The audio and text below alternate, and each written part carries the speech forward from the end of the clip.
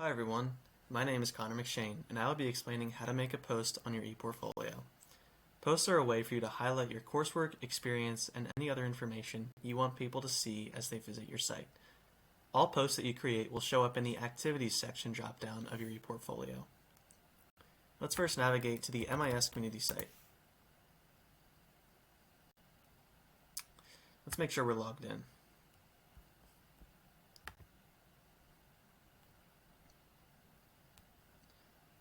To create a post, first navigate to My Sites, your name, and then click Dashboard. From there, on the left-hand side, find Posts.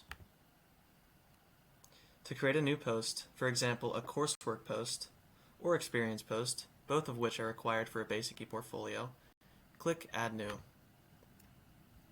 Then, title the post Coursework.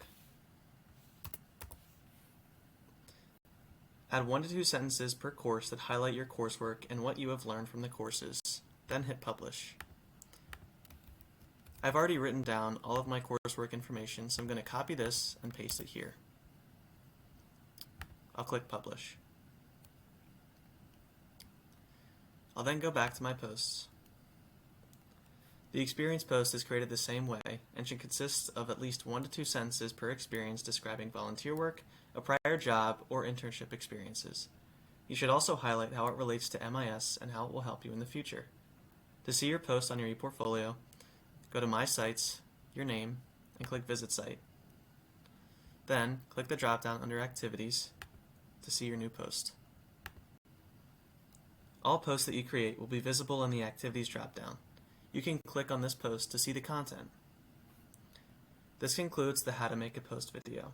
For a full list of requirements for the basic ePortfolio, please check out the Requirements tab on the community site. Click on Pro, Earn Points, Requirements, and ePortfolios. As always, please feel free to reach out to the MIS department or Pro Ambassadors if you have any questions. Thank you.